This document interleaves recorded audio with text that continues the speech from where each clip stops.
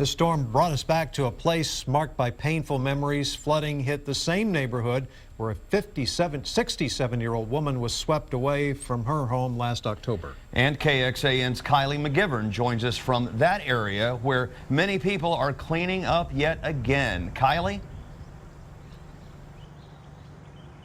Well, Jim and Robert, it is an eerie sense of deja vu, but with some marked differences. We want to show you this is where Inez Garza, who you mentioned, passed away in the flood in October. You can see now the family is working to rebuild a mobile home in its place right now. And you know what?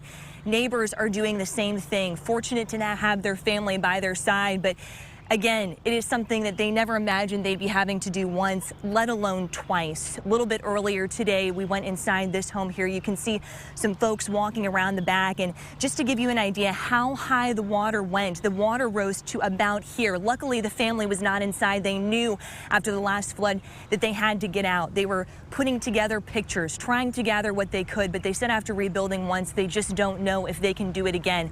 We drove around the area.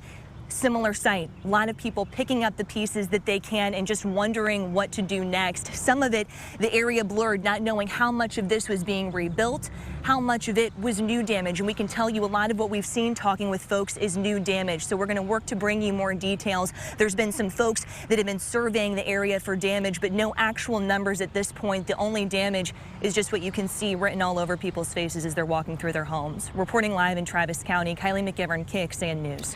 And we saw a big difference in the response this morning than we did last October. Last year, KXAN learned Travis County did not send an emergency alert to Citation Avenue and Thoroughbred Farms.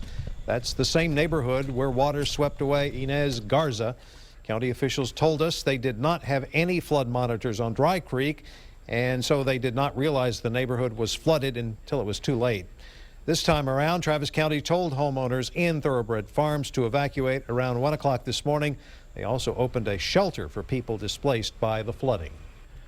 Well, and this should look familiar. Here is a look at where the flooding happened last night in Travis County. And once again, a lot of the problems occurred down south of the airport, right down here along Dry Creek and on Maha Creek south of there. Many of these homes were hit for the second time since last October. Let me show